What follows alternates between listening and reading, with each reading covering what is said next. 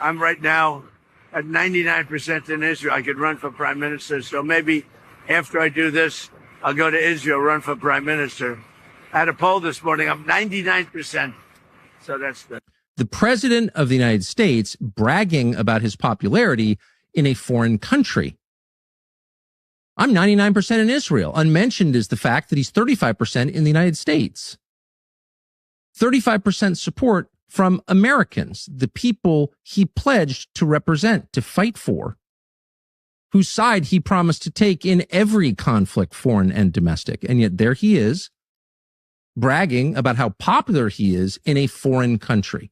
He's openly said that he doesn't care about affordability or prices, that he must continue to maintain a siege on Iran.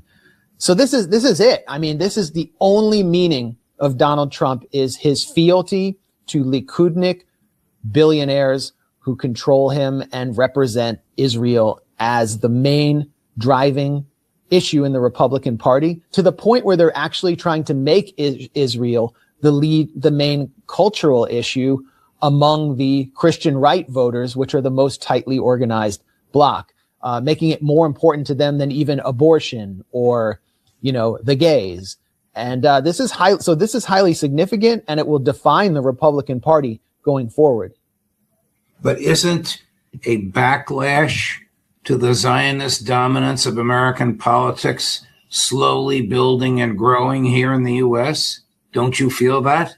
I feel it. I mean, everyone watching this is part of that backlash. And yes, but it's not going to play out in the Republican Party under Donald Trump.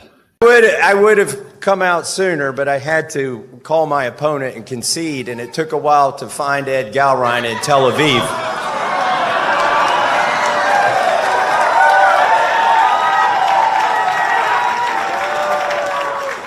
I did get the call through, though. I have called and conceded the race. We've been honorable the whole time, and we're going to stay that way. What happens in 2028? You want me to run for Congress again? I don't know what you're talking about.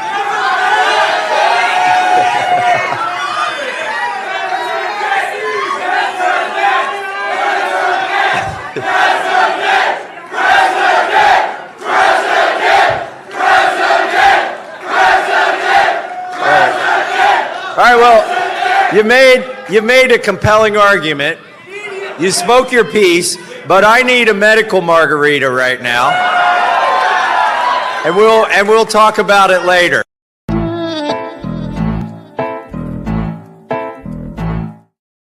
Yeah, baby, it's episode 83 of The Whiners on May 21st, 2026. Jeff Norman and the very based Morgan Blythe with you, as we always are on Thursday nights. Our other co-host, Ryan Milton, is becoming a big shot in the arena of citizen diplomacy. He flew out to Los Angeles today for meetings with some sort of Chinese hotshots. We'll find out about that next week. Yeah. And we are very pleased to have with us for the second time. We didn't alienate her completely, apparently.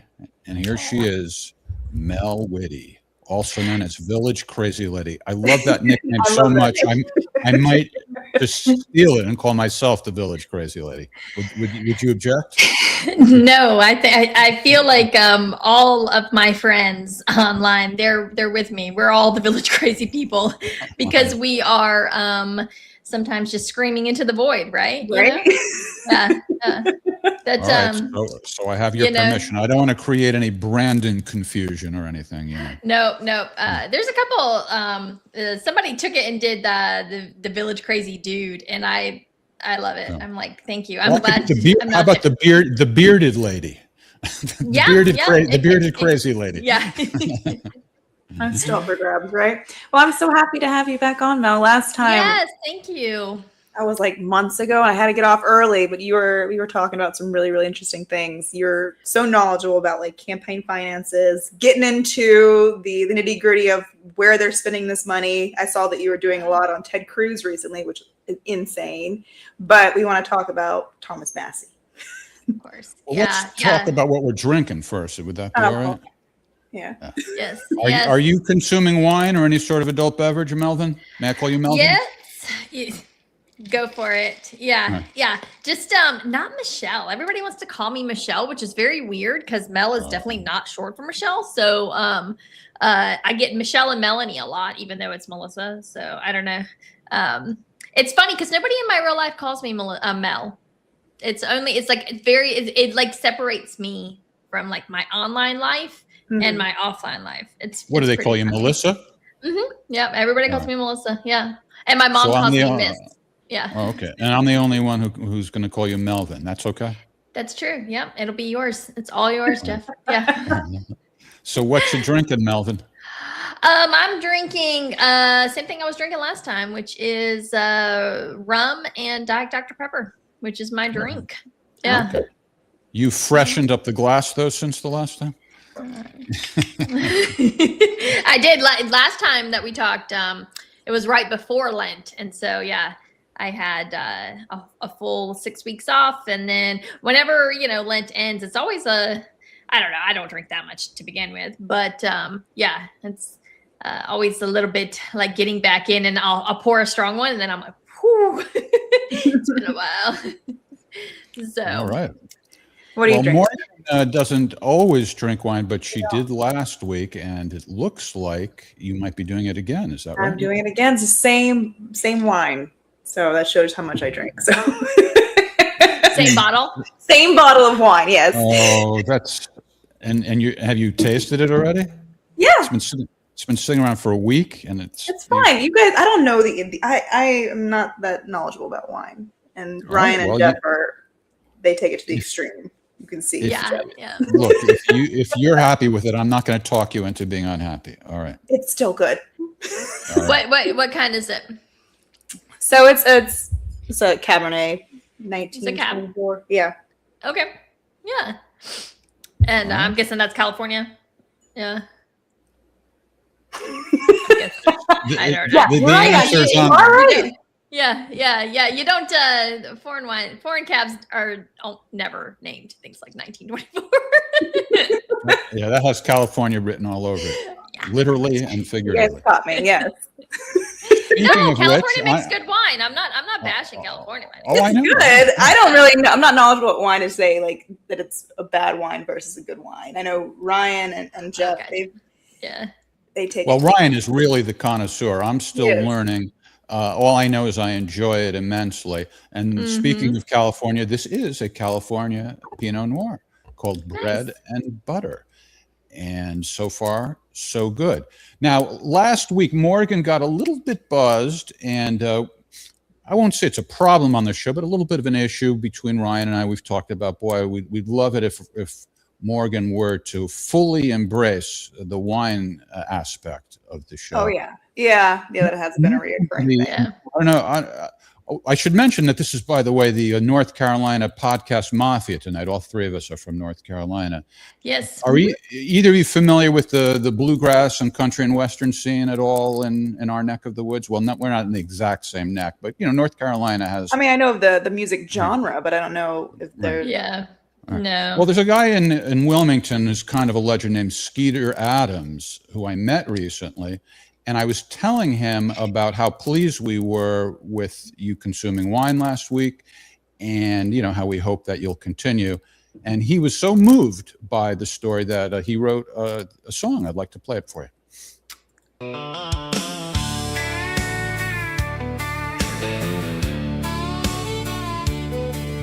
When it comes to drinking wine, our pal Morgan What is this? is almost traced. But when she took a few sips last week, No. she was absolutely based. Oh, Morgan, won't you sip again? All right. It works. It's only 10 minutes long, so, don't worry about it. Okay, yeah. I'm glad. When you're I love kicking it. ass on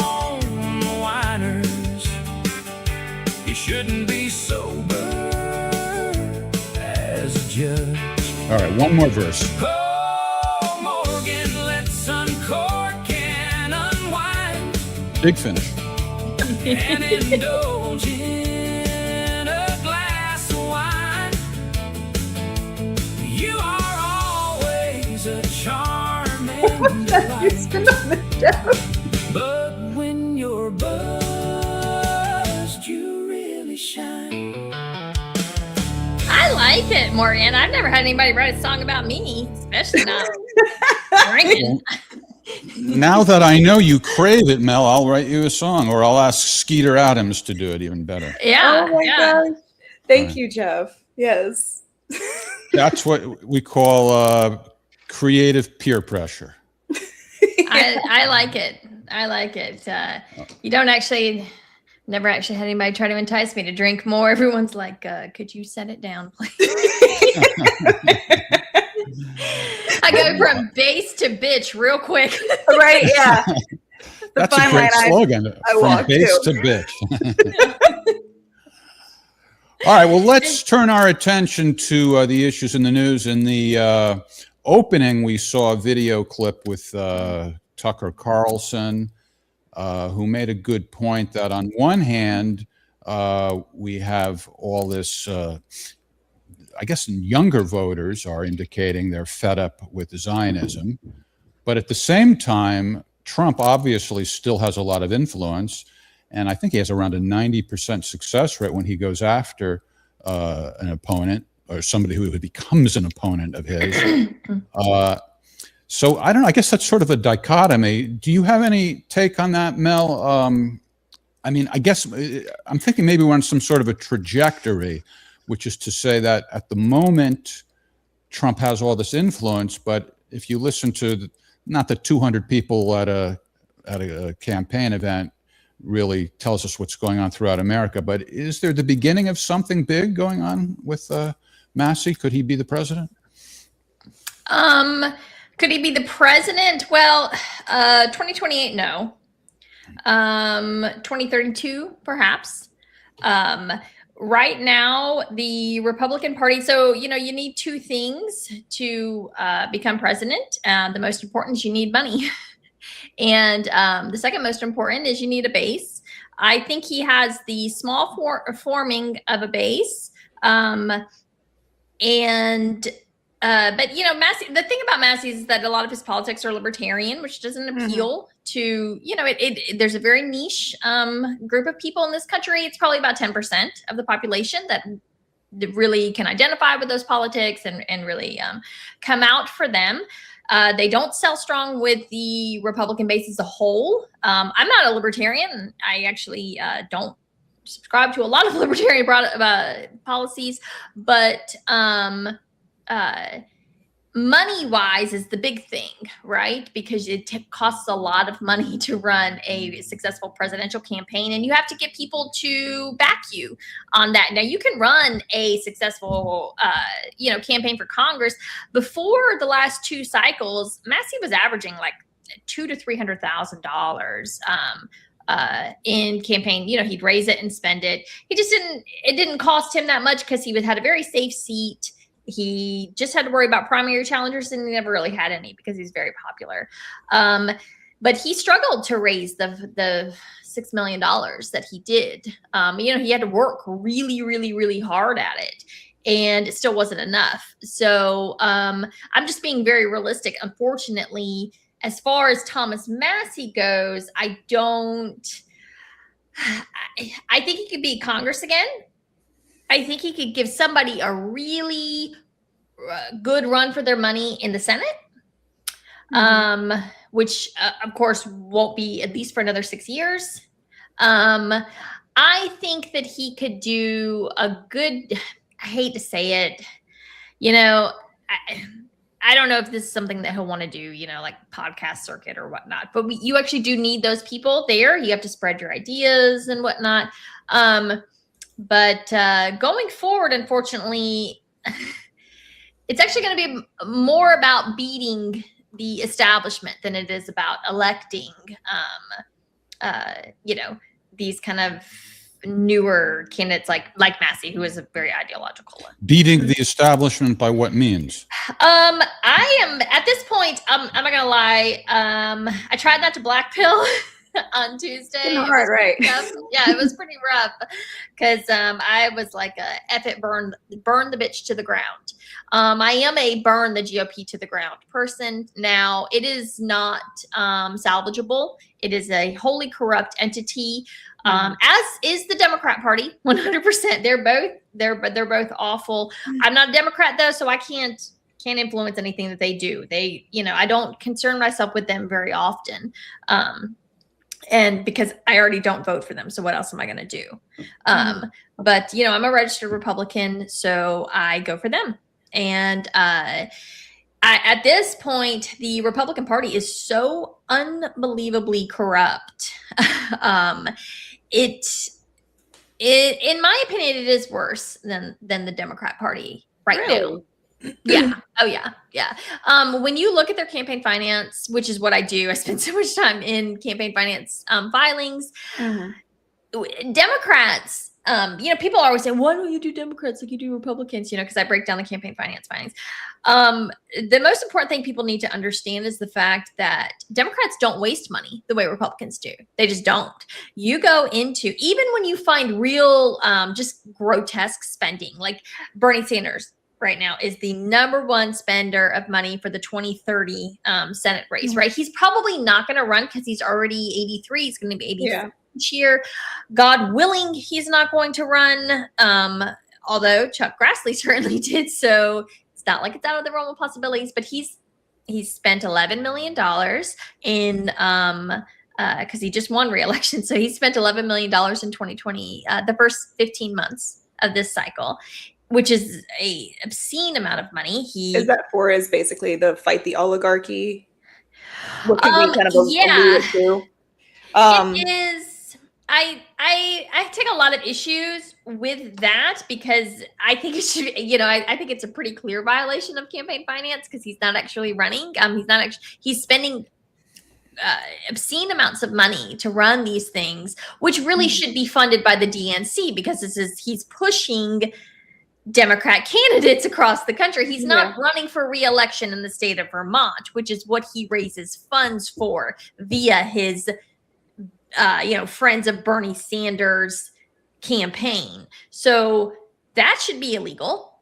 If we had, any kind of, even just like a modicum of campaign finance enforcement in this country, he absolutely would be fined for his but at the same time, he's spending $11 million and he does have something to show for it. He's held these rallies. He has, he's got a ground network that he's built. Ted Cruz, on the other hand, has nothing to show for the $9 million that he has spent other than like the alcoholic bloat around his face and just, the gut hanging over his belt. He's literally just blown all of the money that he has raised. Not all of the money. I saw on your X feed that you were showing some very impressive figures, and I say impressive in scare quotes. By the way, before we go on, I got your message, Morgan, that my mic was it's a little bit staticky. Yeah. Is it still doing it? Mm-hmm. How about now? 1, 2, 3, 1, 2, 3. That sounds better. Okay, sorry for it was kind of just cutting out sounding a little staticky. But I say that about the Bernie Sanders thing because the fight the oligarchy always kind of seemed to me, as you said, Bernie Sanders is beyond the age of running again, putting himself through all that. AOC was there, and AOC seems to be cozying up to the right people. She started to actually distance herself from this Bernie Sanders, the Bernie Bros, and taking more of an establishment, stance with her. Disowning Marjorie Taylor Greene, not even aligning with her, but then, calling Palestinians Gazans, all of these little words that you can, if you recognize how to read things, you say, oh, she's trying to get the big bucks. Oh yeah, and she does get the big bucks. And AOC, I've said for years now, is absolutely a plant. She's an establishment plant. She has been funded by Smurf donors since the minute that she came on the scene. She raises and spends an obscene amount of money that I believe right now she's at $20 million, $19 million for the 2026 cycle, which again is only 15 months. We're 15 months in the filing, so we're up to the end of March. That's it's a quarterly filing for people. So almost all of it is spent on ads, digital ads, Facebook ads, in which she spends millions of dollars, bombarding people with ads saying, can you please send me $5? Because the Republicans are trying to steal your Medicaid. And, it's some version of that over and over and over again. So, but some say she has good horse sense. Have you ever heard that said about her? Yeah. Oh, that's terrible. She is. No, I genuinely cannot stand that woman because she is fake. She's for me in I know, a she way. even sounds like a cartoon character the way she talks. Yeah. She says, "Yeah, very." Yeah, in a way, Clarence Thomas once said, it's like the Republicans were the rattlesnakes and the Democrats were the water moccasins, right? And when he was dealing with, so at least I would rather the evil that right? Somebody in your face being just an obscene, disgusting piece of crap. At least you know what you're dealing with then, as opposed to this kind of like wrapped in rainbows and butterflies turd that is somebody like AOC, right? The thought of I'm better than them. Yeah, no, I agree. But that was the whole appeal with Trump, right? Is the fact that he is this very boastful person that is kind of a bully in some parts, but we know that he's fighting the establishment. And right now he seems like he is the establishment, kicking out Thomas Massie, who everything that, MAGA stood for, Thomas Massie still kind of fought for the Epstein files, didn't want to inflate the budget, didn't want to start another war. And all that is flipped on its head. And now Trump is advocating for those things while saying that he's still MAGA. Right. Well, I mean, Donald Trump is a narcissistic egomaniac. And he's also a lifelong, New York Democrat until 2009. So there were a lot of, but the thing is that a lot of these New York Democrats, a lot of these, the Democrats used to be reasonable, right? And they had a lot of populist policies. And so Trump just kind of adopted all of those in 2016. And that's what he ran on, populism, which is always popular. People like it when their government works for them. It's it's not a complicated formula, And well, can we get back to why Massie lost? I mean, because the reason I'm curious about this, I've heard some people say, with total confidence in their voice, it was because of him harping on the Epstein files. And then I'm not in that camp myself. I think it could be a combination of things. Trump has turned against anybody who isn't loyal to him, regardless of the Epstein file. What do you two think? Like, why did he win, and why did he lose, and what does it mean that he lost? I would have said that the Epstein files did have a major part in it, but you're saying no, Mel. No, he lost because the establishment itself, as far as like the on the grounds Kentucky GOP, was against him, which of course now they had their reasons for that, which probably did stem from Epstein files, but mostly probably from funding from the people who were in the Epstein files, and said, we won't support you. So, and both both sides, Democrats and Republicans, they have on the ground networks that they use to get out the vote. And so even though technically the party is supposed to be neutral during the primary, that's not ever the case. The party is never, ever neutral. I can promise you that. And they just get access to, when the party is against you, the people who want, the party goes with the candidate that they want, right? So there's just networks that people have access to that you won't if you're not part of that clique, right? And one of them, of course, is the get out the vote. And when you have a constituency like Thomas Massie's, which is, he had about 300,000 registered Republicans. I think he had about a 1/3 of them show up. So again, you've got hundreds of thousands of Republicans who simply cannot be bothered, which is very frustrating. You'll always hear these people say, "Oh, you were never going to vote our way out of this," kind of thing. And it's like, well, I actually, you guys got to show up. More than 50% of registered Republicans have to show up to freaking vote in a primary before we can even talk about whether or not you can solve these problems like this. So you have extreme voter apathy. People really do think that nothing matters. And that is a problem, obviously. And the only people who still believe in the system really are boomers. And boomers love Fox News. And they love conservative boomers do. And they trust Donald Trump. And so when Donald Trump says Thomas Massie sucks, and the boomers are the only ones going to the polls to vote in the primary, or they are, 60-70% of it, there's only so much you can do. And so in a district like Thomas Massie's, that is not, when you've got a R+40 district, it's very different than if you're in like an R+5, right? Like you look at somebody, or you look at a state. Another thing is that he absolutely did go against the Israel lobby, which just has an unlimited amount of funds. And somebody, one of my mutuals pointed out, which I thought was such a great point, was, Donald Trump campaigned against Brian Kemp as well. Now, Brian Kemp never made an enemy out of the Israel lobby. This is the governor of Georgia. And, but, Donald Trump threw all of his weight, and he didn't make a dent in the support for Brian Kemp. And Brian Kemp easily, sailed back to re-election after the 2020. So it really is. Yeah, I thought that was such a great point, because it really is. It is about the Israel lobby. Somebody who made an enemy of the Israel lobby early on, which anyone who professes to be America first, any sort of like nationalist tones, you absolutely will. Because the thing is, you can't be America first and pro-Israel. Those things are mutually exclusive. So they target Israel or America First candidates. They targeted Marjorie Taylor Greene. Debbie Wasserman Schultz is the one who came up with that lie about the Jewish space lasers. And literally the second that Marjorie Taylor Greene came in as an America First candidate in the she won 2020 election. She was sworn in 2021.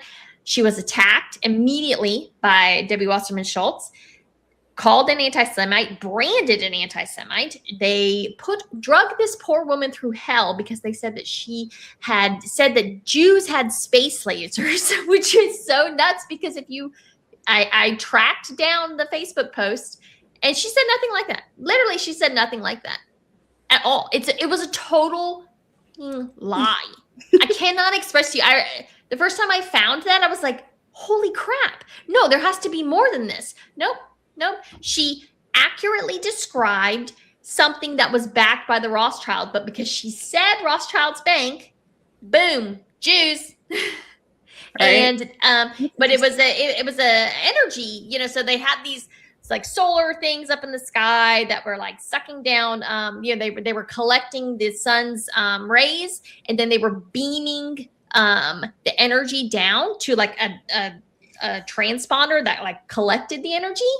But Marjorie Taylor Greene said that could have caused the fires in California in 2018. And she was wrong. That's not what caused the fires.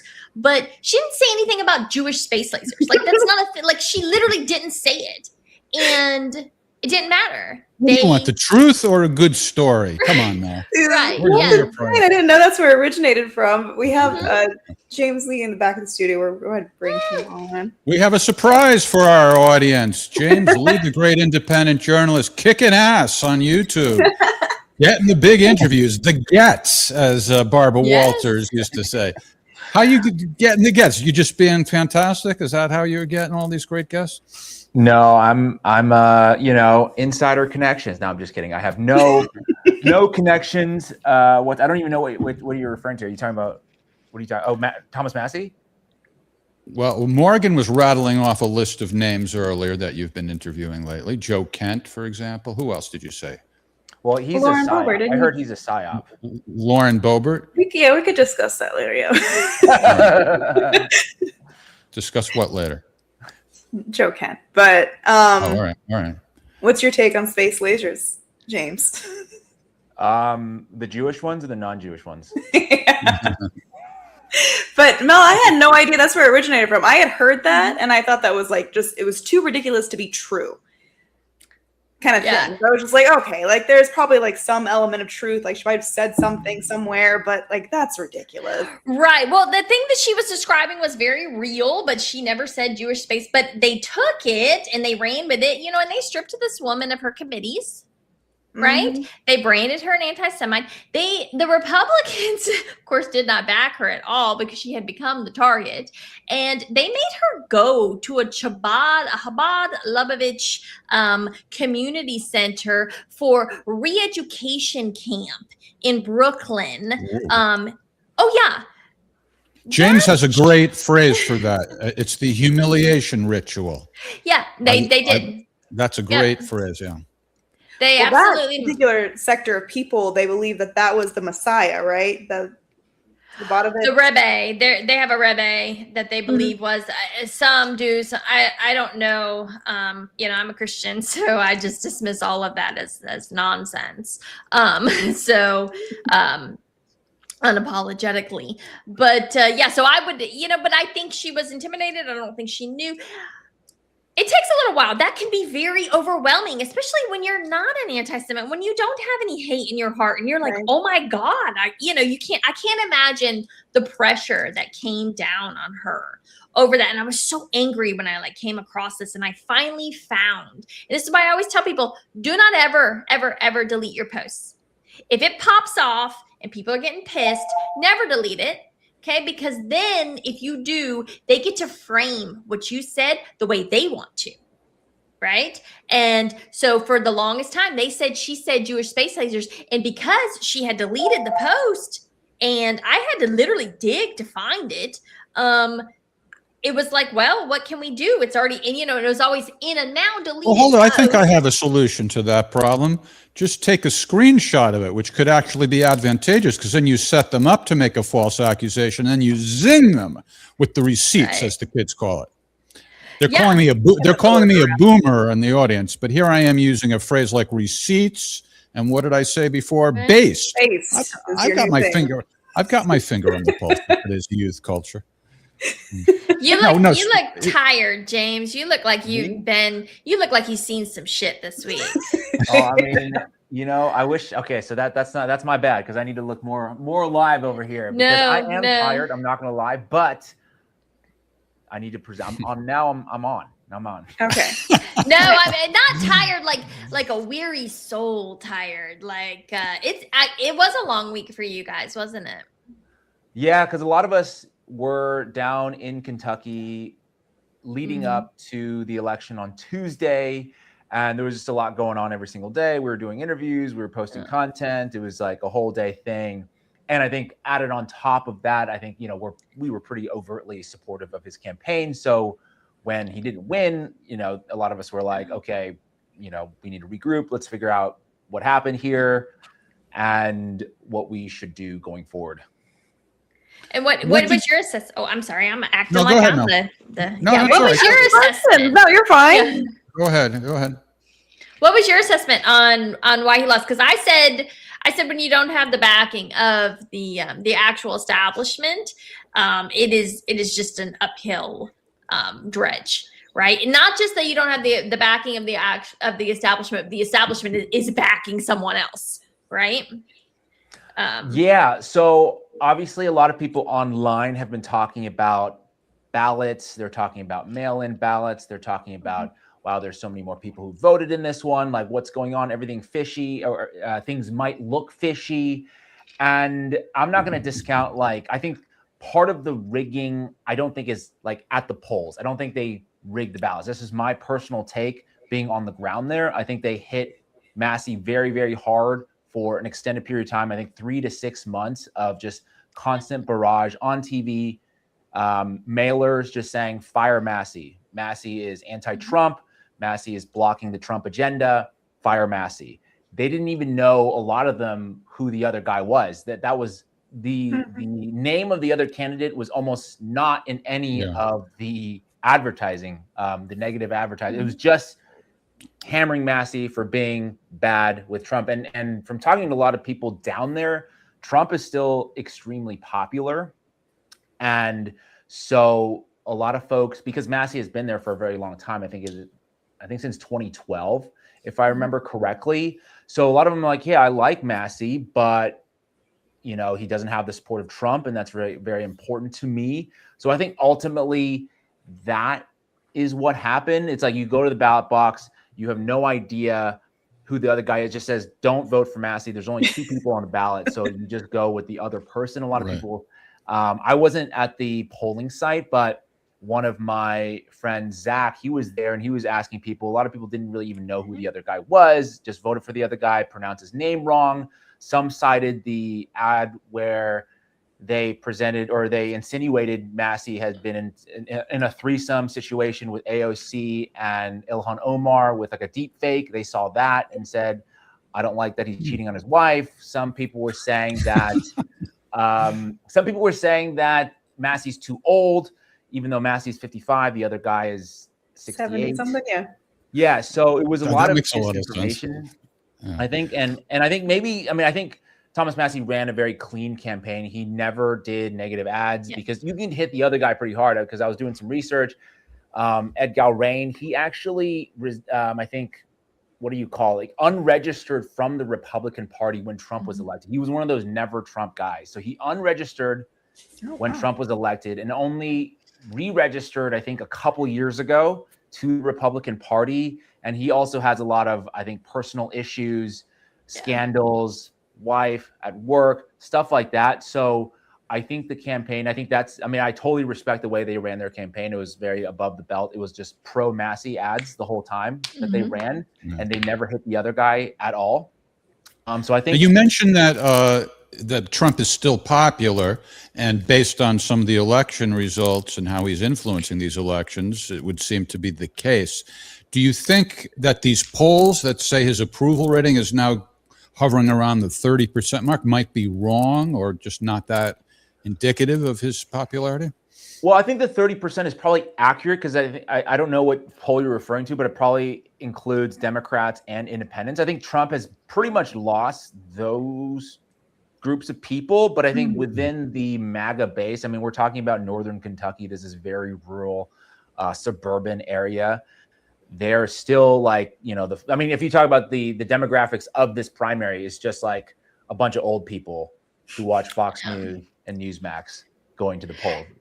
Yeah, I think another thing that probably, oddly enough, worked in Galrain's favor is the fact that Trump sucks and hasn't been able to accomplish anything. So when you're sending out mailers that say it's Massie's fault that Trump's agenda is not happening, people who don't understand politics, don't understand really how little power a sitting congressman has, they say, okay, well, he's obstructionist. He's obstructing things. He's not getting, he's standing in the way. That's because they have so much faith in Trump himself, right? And Trump, to his credit, has built this with the base, like especially the older base. They just like him.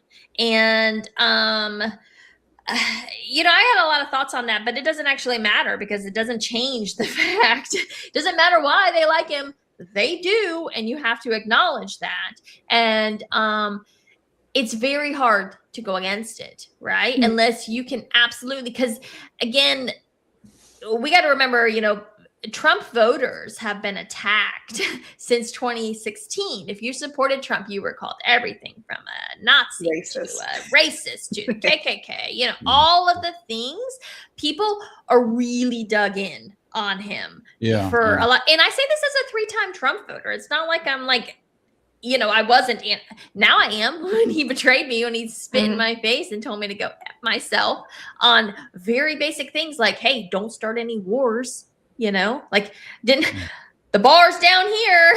And he just couldn't clear it. And but yeah, so it's not like I'm like some lifelong Trump hater by any means, but I know a lot of people who just really love him, and I think there's pride there, but I also think that at this point he has been falsely accused, falsely smeared, all of the things for so long that people just don't want to hear it anymore, and they do trust him wholly. And so in a place like Kentucky for again, R plus 30. When the establishment's against you, there's only so much you can do. And I agree that, I thought somebody, Sam Parker put out a really good piece where he talked about, it wasn't stolen. Yeah, but it's not the way you think. And I said this in 2020. Yeah, Biden stole the election, but not in the way that you think. It's not like hacked, it wasn't hacked, voting machines.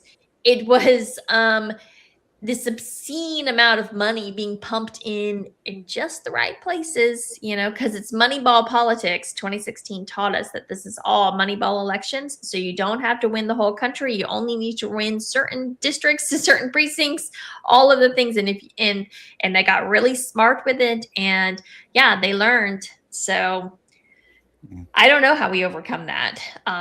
Well, I mean, the good news is that Massie won every demographic that was younger than 55. Yep. So yeah, I don't it's not exactly like the winning strategy going forward. I think I saw Ben Shapiro said, "Oh, this is the future," but I'm like, these are old people, like they're dying. I mean, if you look at it's if you want to bank on that for the future, I'm not sure if it's the best strategy. I would say, because I think younger people, they're more likely to have an alternative news diet, because some of the people they're regurgitating that Fox News stuff where they're talking about the Iran war, and they're like, yeah, we definitely should be there because they shouldn't have a nuclear weapon. They've been antagonizing us for 47 years. So it's like basically all of the Zionist propaganda that they're very simplistic.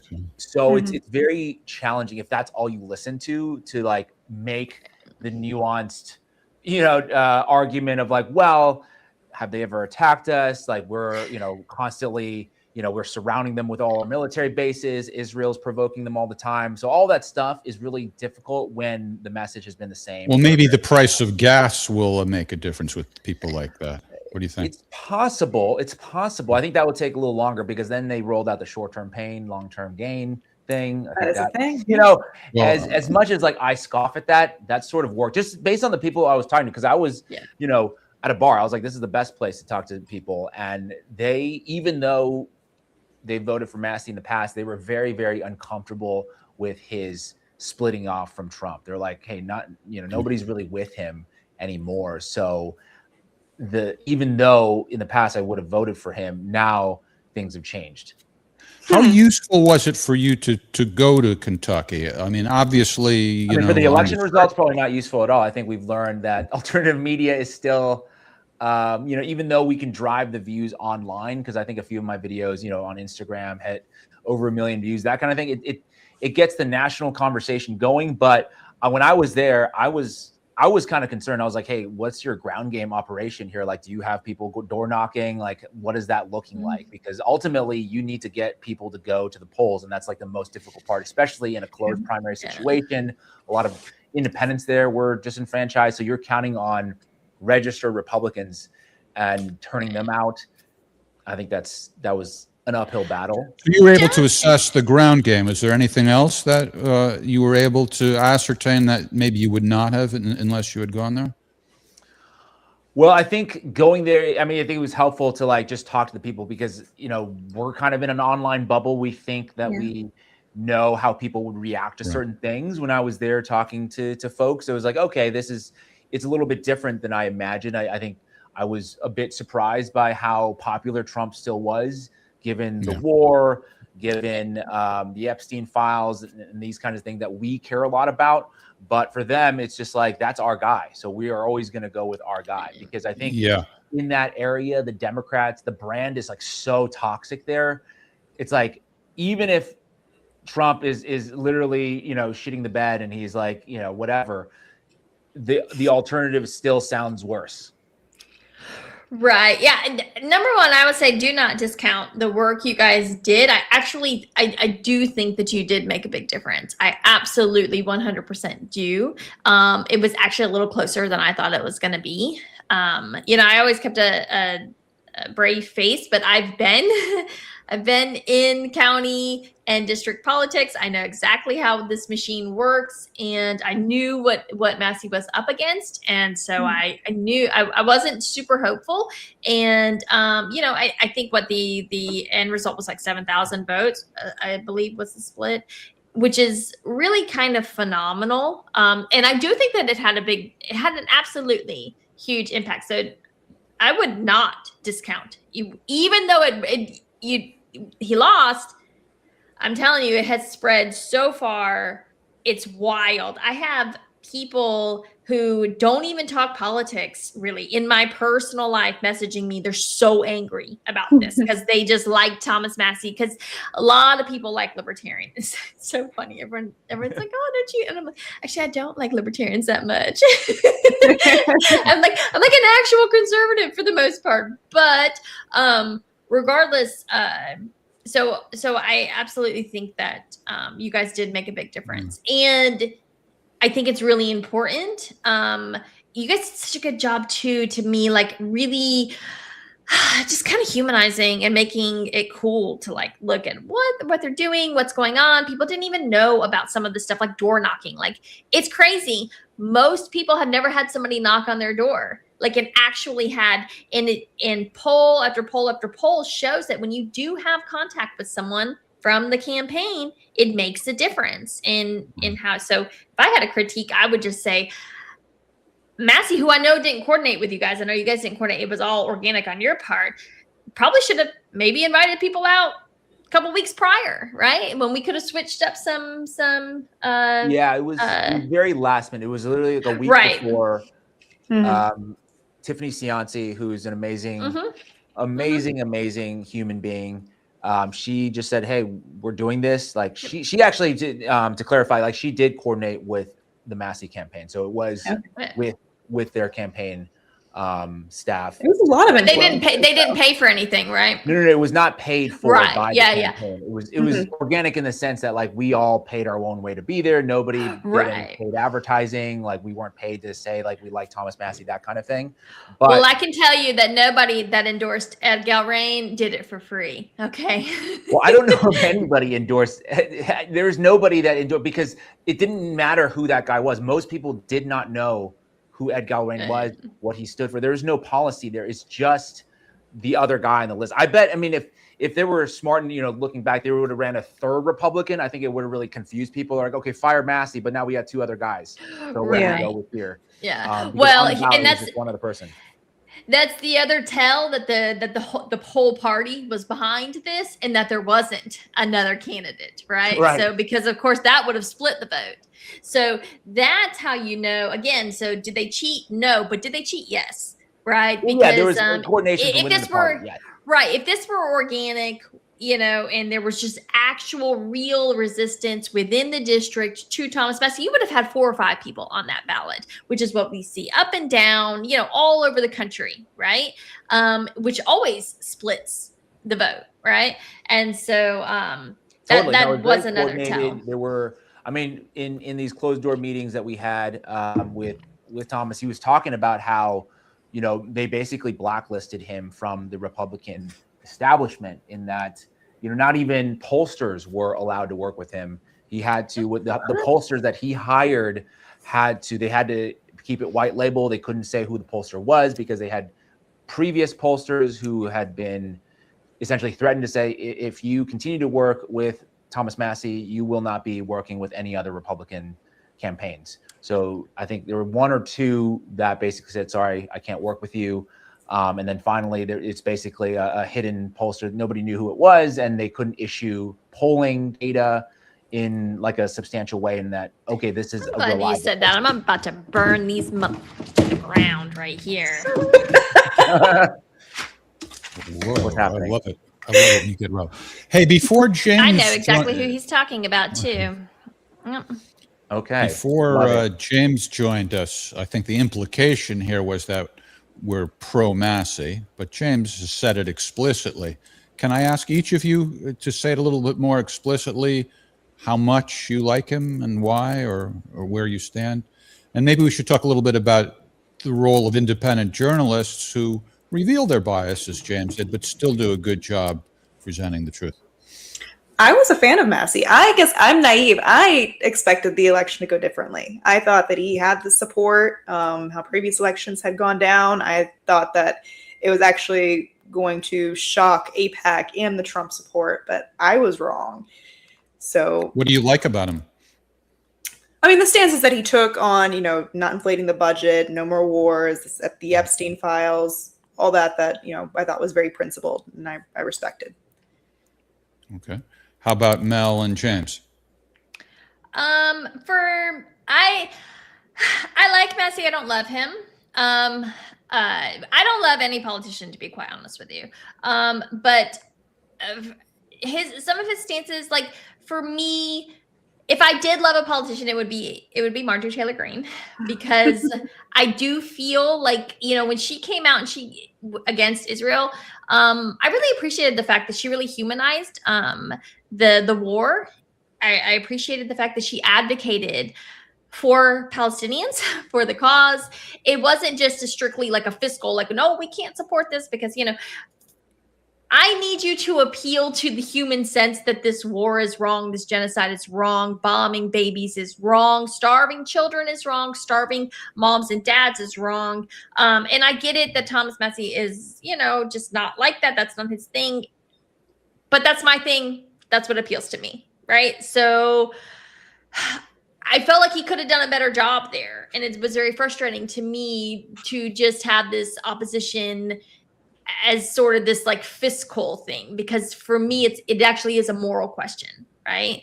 And if you are not willing to acknowledge just how morally wrong what is happening, what Israel is doing, what American tax dollars and diplomatic support is enabling, then, you know, I can only get behind you so much. So that's me. Okay. Interesting. Good answer. How about you, James?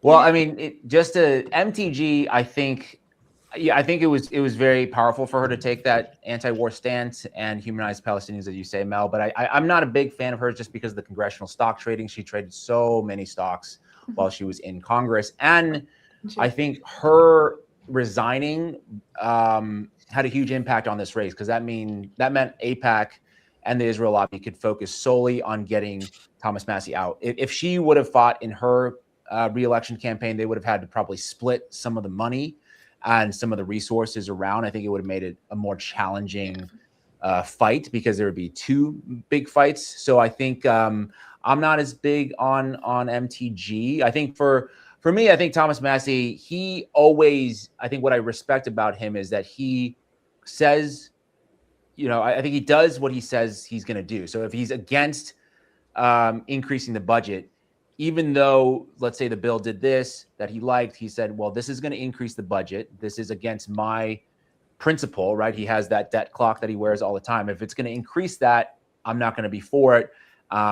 He ran on a lot of the same things that Trump ran on, right? Releasing the Epstein files. So he said, okay, well, we're in here. We have both houses of Congress. We have the presidency. Let's release it. And he meant it. And I think that cost him dearly in terms of his electoral career. And I think I think it was like that thing, going against the Iran war and the big, beautiful bill, like I think just set Trump off over the edge, because I think in 2024, they still had a pretty good relationship. I think Massie endorsed Trump in the 2024 election.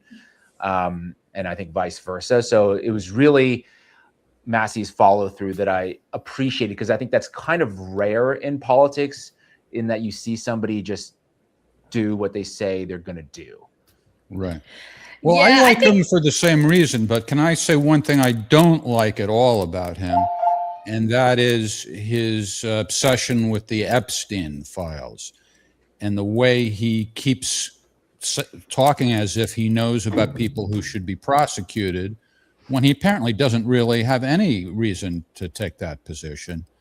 And I just think that this whole Epstein files thing has been much. I mean, I would love it if people who deserve to be held accountable would be held accountable. But what's actually been happening is people are being smeared for just socializing with him. And I haven't seen any hardcore evidence that there's a prosecutable crime at this point. What do you guys think? But you have to remember, number one, that the Epstein files only encompass what Epstein was Email. what Epstein was charged with in relation to the underage girls, the sexual interactions between 2001 and 2005. So we have, back and forth right there. Jeffrey Epstein, and for the most part, I think most people acknowledge that Jeffrey Epstein's that thing with the high school girls in Florida, that was like his personal kink, right? Mm-hmm. The real thing with Jeffrey Epstein is that he was bringing in young women from Russia and from the Eastern Bloc after the war. Following, number one, most of those things were actually they ran into the statute of limitations. The only reason that the 2001-2005 charges were able to stick was because of the Adam Walsh Child Protection Act that was passed in 2006, which lifted the statute of limitations on crimes against minors, but only if they had not passed the statute. So that's why we can only go back to 2001, right?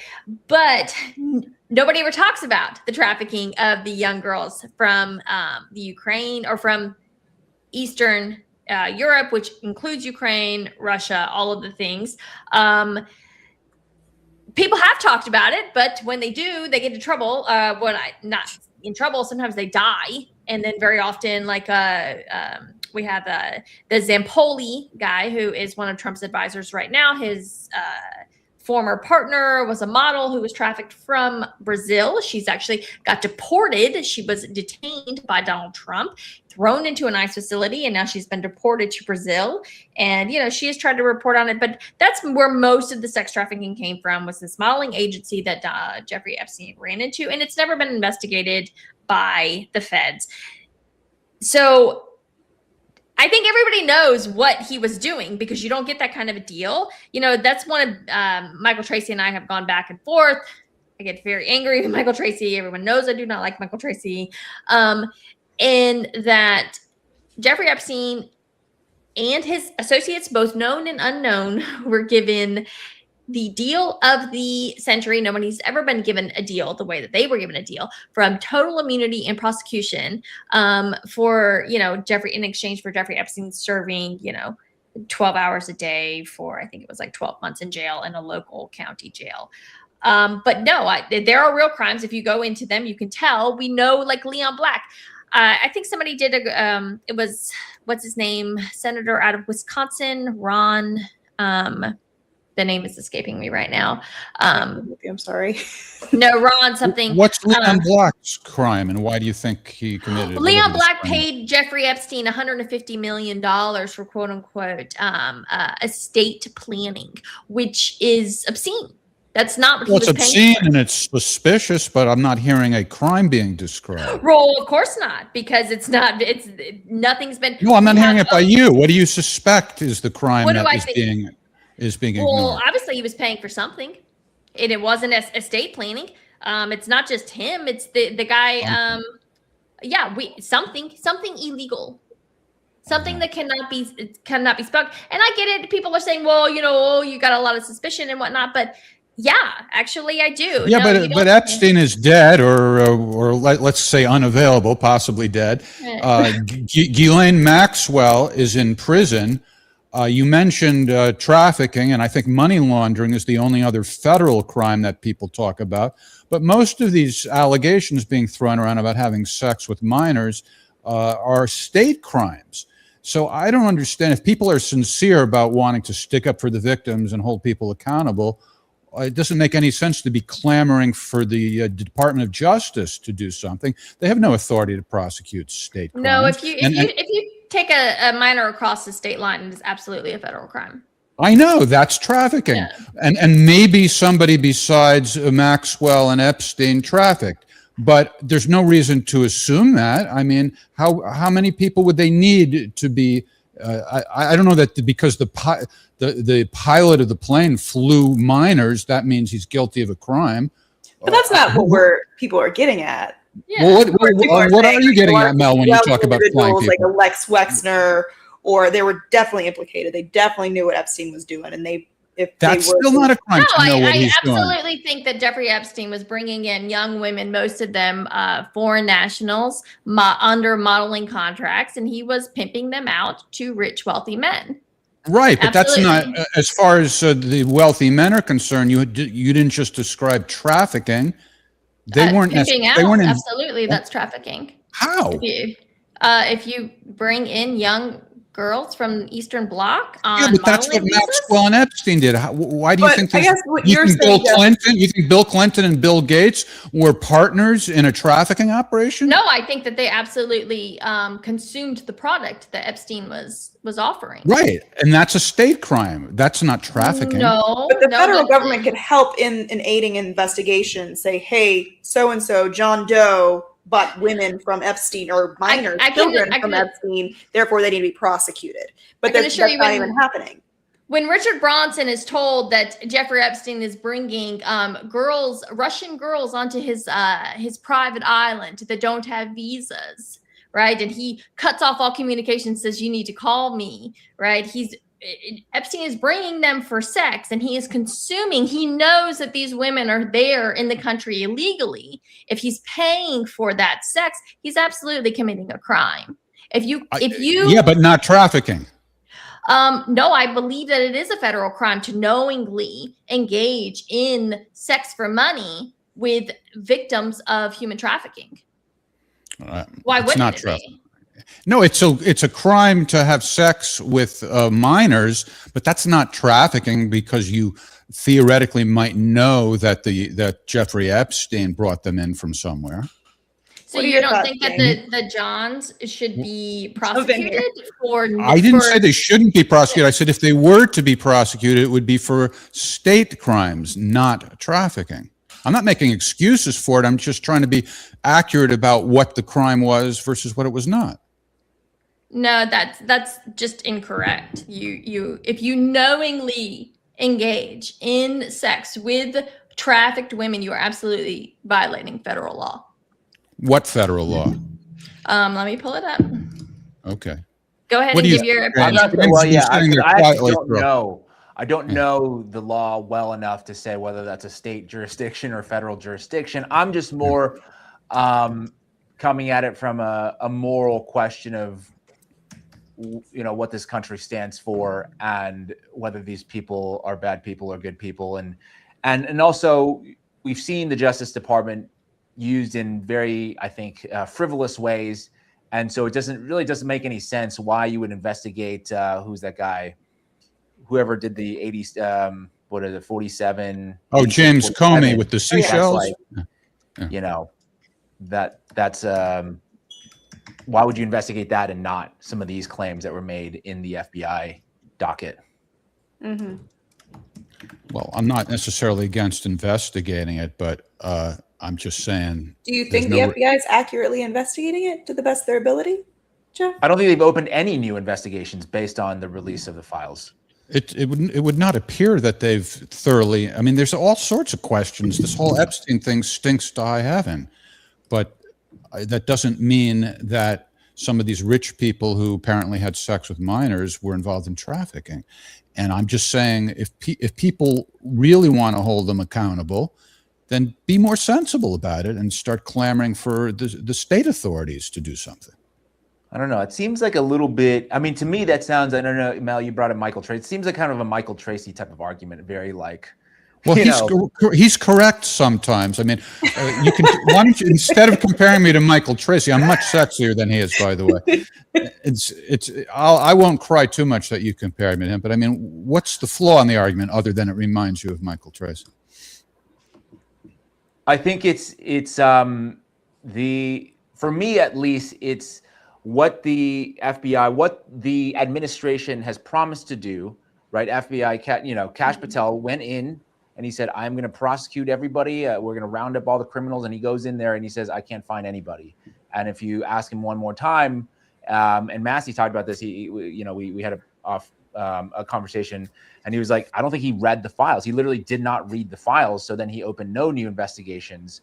And in fact, probably he's like, in order to prosecute or investigate Epstein, he has to be replaced, because for him to investigate would mean that he perjured himself in front of Congress. So he can't actually do that. You would actually need a new FBI director if you wanted to actually investigate some of these cases.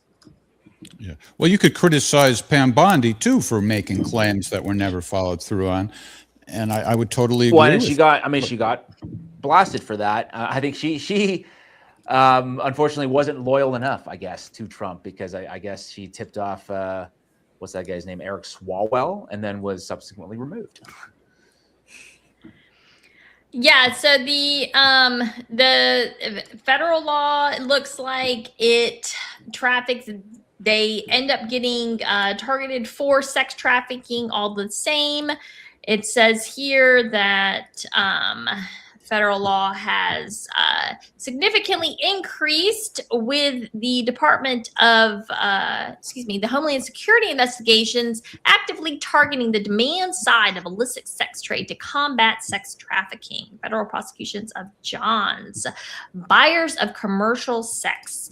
The Mann Act prohibits transportation of individuals across state lines, and the consumption of commercial sex acts engaged in human trafficking. The federal government has like 80,000 laws. They can prosecute them if they want to, but they don't want to because they're all rich and powerful. And so, and this is again how our entire government has been bought. Whether if you're a fat gluttonous hog like Ted Cruz, they can just buy you with some gift cards to, Capitol Grill. But if you're a little bit more savvy, they, bring in the young girls from Romania and taunt you that way. There's a reason why the entire federal government has sat by and looked the other way as Israel has committed an open genocide for 3 freaking years almost, and what... It is what it is. It's not is what it is, obviously, but I've acknowledged that this is what we're dealing with, and I don't fault Thomas Massie for that. I think he knows exactly what it is. But again, if the Justice Department isn't going to release the files, what can he do? He knows what's in those files. Want him to go because he's been in these private skiffs or whatever they're called, and he's seen more than what we've seen. So he can go to the House floor with immunity and read off some names and said this person allegedly did it for that. I think a lot of people want him to do that. I don't know if he will or not. Well, here's a video clip of him, him pretty much saying he's going to do that. This is from 6 months ago, by the way. We'll know when the Epstein files are released because men will go to prison. And until that happens, the justice hasn't been served. There's no way they're going to cover up the crimes that have been perpetrated on 1,000 victims. So names of rich and powerful men will get released when the president signs this bill. We know when they're out because we know what some of these lists, who some of the men are. I don't have the names in my head right now. The ultimate thing that we could do is read the names on the floor of the House. And that could happen, but what needs to happen is the FBI needs to release these names. Is that something you might do if he resists this, if the DOJ releases this? Could you go to the floor and read these names? We absolutely would do that. Marjorie would do that. I would do that. There are Democrats who would do that. He would do that, but he hasn't, and that was 6 months ago. See, he's attaching himself to this issue to get the image of somebody who's waging a righteous fight. But it's a pretty righteous fight? You're talking about if there's people who are guilty of such crimes, but there's nobody. There's nobody that we know of. I mean, I'm not saying I know that there isn't anybody. Didn't Thomas Massie get onto Pam Bondi with the fact that they redacted Lex Wexner's name on the files? Yes. as a co-conspirator. And he said, why did you do that? And then got it unredacted. So, I mean, there is some substance. And these are just emails, right? That have just been released. You have to remember, number one, that this is should have been just a typical federal criminal investigation. Should have never had 6 million documents. That's obscene. Okay, that's a tell in and of itself. Number one, and then the fact that millions of them have been classified as national security. I don't know the laws around that about what he actually. Of course, you're supposed to have full immunity, but look at how rogue this Trump administration is. They're willing to throw people in jail for months, 3, 4, 5 months, for saying, from the river to the sea, Palestine will be free, and we should engage in BDS, boycott, divestment, and sanction of Israel. And we've got people who, legal residents, almost citizens, getting thrown in ICE detention facilities. So this is a rogue DOJ that is a sycophant. They serve Donald Trump. They serve the Israel lobby. That's it. So I don't know. Did they threaten him? I don't know. But absolutely, these have been classified as national security. So, and we have an out of control national security apparatus in this country that will absolutely use the lawfare against people who try to do the right thing. They have done it over and over and over again. That's the reason that Edward Snowden is in fact in Russia, but it's not even just Edward Snowden. We've had really good whistleblowers who have had their lives absolutely destroyed by the DOJ for the last 20 years. So I don't necessarily blame Thomas Massie for, especially considering how much they classified as national security. Which again, it's like, why is any of this classified as national security? It's supposed to just be some piddly diddly, freaking dude getting his jollies off, getting, massages and his nipples pinched down in Florida. What the hell are you talking about? This is national security that we're dealing with here, So, and that's what I love. The Michael Tracy, he never explains why. How do you justify any of this being classified as national security? So you said you've been going at it with Michael. Is this on X or in podcasts or what? Yeah, Michael doesn't come at me anymore because I slapped his dumbass down the last time I caught him lying, which I have routinely caught him lying. But the last time I really caught him lying on Virginia Giuffre, and no, he doesn't come around anymore, thank heavens, because he knows, because he has never come around, meaning on X. On X, is that? Yeah, on X. Yeah, he used to like. That's where the action is. Some of our audience doesn't even go on X; they're like on Rumble and so forth, which is perfectly fine. But you guys got to. I'm talking to you, Helen, and Somerville John, and some of the others. I don't think you guys are on X. So I know that we're probably coming to the end of the show, but do you guys have an election that you guys are watching, that you guys are hopeful for, or what is the outlook of America? No, I just want to burn the GOP to the ground, starting with these polling agencies. Oh yeah, I'm in for you. Yeah, I can't wait for you to expose that. Looking forward to naming names, But I think this. I'm at the point. It's like I don't think the voting thing really does anything anymore. Right, even with Thomas Massie, I think it was great to have him in there. I think he really championed the release of the Epstein files. I think without him, without Ro Khanna, I don't think they would have gotten it done. But he's really in there as a release valve, right? I mean, if the GOP were smart, they would have kept Massie in there because it really tamps down some of the I guess extracurricular possibilities, I would say, of the people, right? It's like you need, because they're like, okay, Thomas is in there. He'll fight for us. But now he's gone. It's like, okay, well, fuck, let's do some drastic moves. I'm not saying that I'm condoning those kinds of things, but that's what people are thinking. Yeah. Okay. Yeah. Right. I agree. I'm still kind of a hopeless optimist in that I do, as long as the participation in primaries is at, like a max of 30%, I can't give up on voting. Like you have to, when we're at 90% and things aren't changing, then we can, you know, throw the voting out. But with the Massey's primary, I mean, you had media coverage. Everyone was talking. I mean, I guess maybe I'm in my bubble, so maybe that's what I was consumed with and thinking that it was something that was really no, yeah. You've got $15 or $20 million worth of advertising getting spent in a single congressional district, and still Republicans are acting like you're freaking pulling teeth to tell them to go out and vote. You know, that's very frustrating for me. I'm like, just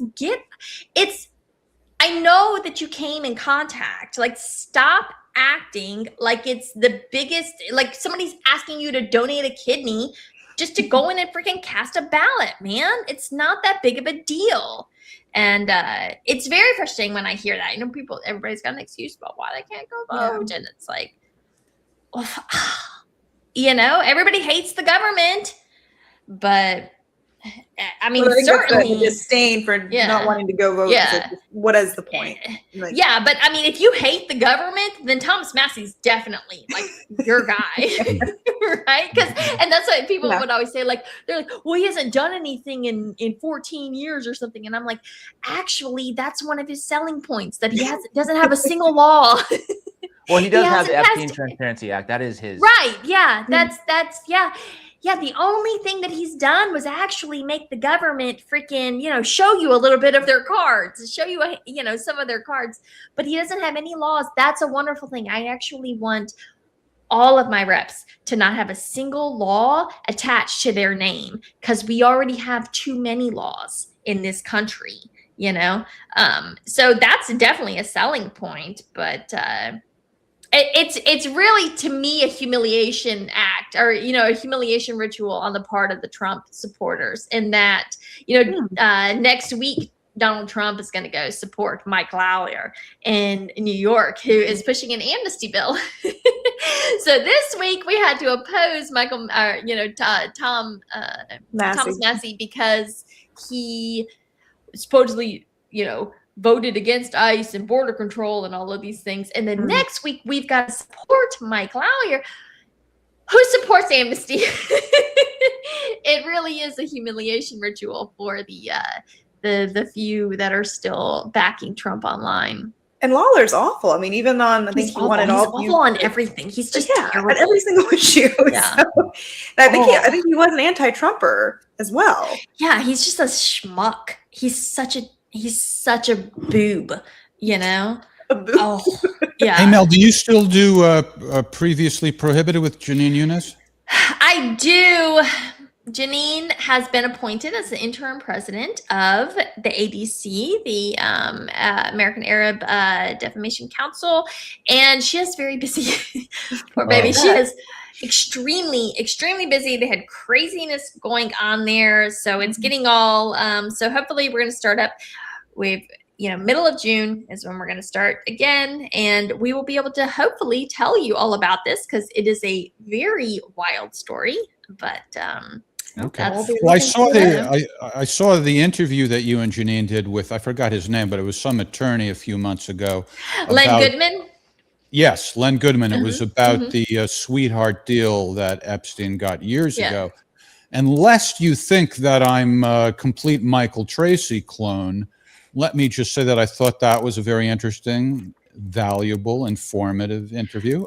But it doesn't mean that these rich guys that are having sex with minors are involved in trafficking. So go ahead. No, Len Goodman is a brilliant attorney, both state and federal. He and I have talked about this immensely. He represented Rob Blagojevich. That's, you know, one of his bigger cases, but he does criminal defense all the time. And he will be the first person to tell you that that sweetheart deal did not happen unless very, very, very powerful people made it happen. It's so unprecedented. You know, he and I have talked about this many times, just how, because I, of course, worked criminal defense here in the state of North Carolina. He's done it both federally and the state of Illinois. It's it's mind-blowing when you look at the deal. You've never seen anything like it. Right. So, And that's definitely worth exposing. It is. yeah. But Well, I want to and the keep it. I reason want to why, keep it. yeah. I want to keep it friendly, Mel. But at the same time, you did say I was wrong, and so I invite you to follow up with me, and hopefully we can get that clarified. Yes, I'm pretty I will confident, send you all the because federal all law. you did was read me something about how they're going after the Johns. That doesn't say anything about defining it as trafficking. So that's the point. Well, I'm saying it's against the federal. It is there are violations of federal law that they can prosecute you with that nobody's ever been prosecuted. I haven't seen any I haven't seen any legal experts say that. And let's keep in mind that there are plenty of anti-Trump legal experts out there. So I would love to see some analysis on that. Okay. Yep, Right. I will. So I will pull those laws for you. All right. So let's make sure everybody can see your work and James's work on X. You're at Village Crazy Lady. Love that name. And I'm gonna. Well, I don't know. Maybe we'll see. America's Sweetheart is working out so well for me, and that's the previously prohibited. And there's a link to the YouTube channel, I believe. Thank you. Right? Yes. And James, there's your. Morgan and I were talking before. You are so big that you don't even need. I noticed this. You don't even need to put your YouTube link on your X page. Everybody knows James. Well, thank you for saying that. I'm not sure if that's accurate or not, but I appreciate. Oh, again, I'm being challenged. It's accurate. Yeah. What's that? It's absolutely accurate. Everybody knows who James is. Everyone. Yeah. Yeah. Oh, yeah. Well, I think he was questioning whether I'm right about the link not being there. No, I'm talking about this. You're absolutely massive. I don't know if that's. Oh, you're being modest. He's too humble. Yeah. You're massive. You're massive. And there's your website. And there is how to find you on X. Thank you, guys. Thank you. All right. Yeah. Thank you for joining us. We appreciate it. Yes. And we'll see. We've got a few more. We've got South Carolina coming up June 9th, I believe it is. Lindsey Graham has a challenger. Mark Lynch is his name. And Jose is in June. So that's Jose, yes. It's at the end of June, correct? Yes, it's the end of the June. Yeah, it's like right. Yeah, I believe you. And if you guys are interested, if you follow Jose, I actually posted something about Richie Torres, which I really need to nail that home. Maybe we can get James. Maybe James, can you make a video about Richie Torres and how corrupt he is? Well, I don't know that much about Richie Torres, other than that he's. I'll fill you in. There. Well, that's a perfect reason to go to the Bronx. Let me. How often do you go out in the field and do what you did in Kentucky? Almost never. Almost never. Well, I mean, I know it costs money, but I assume you have fans who make donations. Do you want to do more of that? I mean, I want to be in the field more on certain issues. I don't know if I want to be in the field covering electoral politics. I think that was probably more of a one-off than regular, but I do want to have the resources to do more kind of investigative work where you're actually going and seeking sources. But that's just a huge operation that's very difficult. I mean, the New York Times has one reporter working for 3 months on one story and they don't produce anything else. So they can do that. I cannot, because if I have one story that I work on for 3 months, then I can't, feed myself. Unfortunately, it is a little bit of a balancing act with the independent journalism. I mean, which comes first, the chicken or the egg? Maybe by doing it, you'll then get more donations and then you will be able to do more. But who's to say what that exact sweet spot is, Right. And I'm trying to find that sweet spot of, obviously, I think because what I like doing is more work that's novel versus I think a lot of Twitter X is just kind of recycling the same thing. It's like one person puts it out and then other people, okay, so now today, this is what we're going to talk about. Tomorrow, there's a new thing and you're kind of in this washing machine. And for me, that's like, I'm being psyoped. I can actively see, okay, they're psyoping me to talk about this today, even though I don't really want to talk about this issue. So I try to do as best I can to inject other stories that maybe people aren't talking about. Yeah. Well, I hope that you find the sweet spot because you're great at what you do. And we need independent journalists who actually go out in the field. We have a few great ones who sit home and do it, but not that many who go out in the field or who do it well. Michael Tracy used to do it with Glenn Greenwald, but that wasn't of any great value. I am not a fan. I don't know if you can tell. I'm beginning to read between the lines here, Melvin. I'm telling you, you should go on the previously prohibited YouTube page, and you can watch me and Michael Tracy scream at each other when we had our debate. Oh, you did have Mike. That's what I was asking you before. It's not just on X. You did speak face to face. Yeah. Oh, we have. Yes. And we have spoken on X Lives, in which he said that I was nothing but a bitch and a Twitter troll. And I told him that I did not like him because he was an asshole. We're just cussing at each other, yelling. Well, now that I know how much you hate him, I feel so good that you compared me to him. I compared. Sorry, that wasn't Mel. It was me. All right. I'm the sweet version of Michael Tracy. And I said, it was. I said, Michael your Tracy argument sounded like I don't know. You can rewind the tape, but I said this is no. It's fair. It's fair to say because there aren't that many people who take that sort of position. But I'm just trying to be fair and look at all the relevant angles on it. I think I don't really know everything that Michael Tracy said. I'm sure he said things that are wrong and whatever. But I do think some of the things that he's pointed out are worth mentioning, like, whether or not the so-called survivors or victims really are. I think that's worth looking at, and instead of just assuming that they are. And so stuff like that. That's not a bad point, right? It is. I don't like the word survivors, but I do. I accept the word. It's victims. These women were preyed upon as children. They were young. They were very young. Some of them 14 years old. Absolutely preyed upon by an actual sexual predator. And so, I don't know. Just to clarify, Mel, I wasn't quibbling so much over the label as that it's not necessarily verified in all these cases that the people who are, whether we call them victims or survivors, really are. That's right. There's a handful of girls who, were 17, 18 years old who absolutely we do treat them as adults, right? I still think that there is a power imbalance. I think, for Michael Tracy, he likes to kind of argue. Again, I've heard him argue about whether or not a 14-year-old can give consent. No, sorry. Depends what state they're in. No, 14 is absolutely never, I don't think. No, actually, I know 15 is the youngest, but 14, again, I don't want rich men, preying on 14-year-old girls in my country. I think that's disgusting. Oh, yeah, me too. But we should distinguish between an immoral act and an illegal act, Well, 14 is definitely illegal. Absolutely.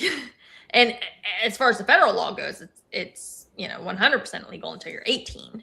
But I think Michael Tracy's argument is necessarily these girls aren't just like innocent little girls, that they were, totally into it and whatnot. And I just disagree. I think that they were preyed upon by men who knew that they were poor and vulnerable, low self-esteem, and by a man, and this was his particular kink, but this was just one of his kinks, and he in fact got away with it for the most part because he was in fact powerful, and he was someone who helped provide others, helped them with their kinks and whatnot. So there's a reason that the lore develops around men like him, and we'll just leave it at that. All right. And I am happy to say that you are right about the age of consent. I didn't disagree. I just wasn't sure, so I checked. The age of consent in the United States ranges from 16 to 18 years old. Yeah. Other countries, it's less than that. Yeah. Yeah, those we know. sick Europeans where they don't shave their It's armpits. funny That's because a- we'll bomb a country in a heartbeat if they let you, if their age of consent is a little too low, we'll bomb the shit out of them. Right? But Yeah. It is a But, little weird, though, to say that the very same behavior in one state is immoral, but in another state it isn't. It's the same behavior. Well, I don't think it's necessarily it's illegal in another state. Yeah. Well, no, that is Yeah. what's appropriate to say, but to say it's, Right. I don't know. Alright. To me, I think that nobody is really, or not, I won't say nobody, but in general, people aren't mature enough to have sex until they're about 34. That's my personal thing. But based on observations of how my fellow Americans behave, I'm very comfortable with 18. I think it's weird to me that it's not 18 across the board, but whatever. It is what it is. But then then it's different, I guess, depending on the age difference. Like if like somebody's a 19-year-old and his girlfriend's a 17-year-old, that's different than a 50-year-old and a 17-year-old. Right. And even if you're 25 and your girlfriend's 17, that's still very different from, 17 and 53, obviously, So, but all right, I will. I know everybody's got to go. I mean, look, I think we're talking about we're talking about a trafficking operation for blackmail, this and that. I think arguing over the age of consent is a little bit like, I don't know. It's not the point of the argument in that, like, where's the legal boundary of these things? It's like, what's happening in this operation, which is why sometimes I agree with some of Tracy's assessment when it came to Eric Swalwell when they're survivors. I was like, some of those are a little bit borderline where, like, yeah, you received an inappropriate text and then you didn't respond after that. That's like totally not the same thing as you being channeled into this whole ring of people that are facilitating, national security issues, right? One was very, very different. And I think it's, I don't want to lose sight of like the bigger picture versus like, okay, she's 16, 15. I mean, Nick Fuentes is like, 14, that's cool too. It's like, that stuff is not critical. It's like, okay, what's happening bigger picture? Yeah. Right. And push this agenda. Right. And that goes back to, again, the actual unless somebody's making the accusation that it's a crime when it isn't, then, it's relevant to respond to that, right? Well, this goes back to the actual case against, Jeffrey Epstein, which was in fact his, because again, the federal case against him was simply him, and his kink with these very young girls, anywhere from 14 to 17 years old. But there's a whole separate case that the FBI never even pursued, never touched, even though they knew. And that's another thing that we don't talk about very often is that just how derelict the FBI absolutely is. That if it were up to me, we would disband the FBI and it would just, I would be with you, Jeff, and that everything should just be a state crime. All right, because the FBI has proven to be absolutely worthless for the most part when it comes to actually breaking up real criminal operations, right? The FBI loves to go after kind of these, they love the John Dillingers of the world. Let's just put it that way. They don't actually like real crime bosses, because if they did, they would raid, the New York Stock Exchange tomorrow morning. I didn't say anything about that it should be a straight crime. I said I believe it is, but anyway. Yeah. Hey, we have a very important question from one of our beloved regulars, Helen in D.C. She wants to know, James, are you in a hotel room? Yes. All right. Are you still in Kentucky? No, I'm in Washington, D.C. right now. Oh, nice. Yeah. I'd like the dramatic pause. Don't worry, we're not going to ask you for the exact address. Yeah, that's a little bit like, who is that? But I am in an undisclosed location. In D.C., and that was a person in D.C. asking, actually. D.C. metro area. Very Virginia. Very, right, very wide. Virginia, Maryland, I'm smelling Alexandria. Columbia. All right. We love you guys. Thank you so much for joining us. Thank you. Thank you, guys. Bye, guys. Thank you. And All right. And then I just want to mention that Ryan will be back with us next week, and we'll hear all about his big meeting in Los Angeles today at the Chinese consulate. All right. Take care, everybody. Till next week. Bye. Good night. Bye. You are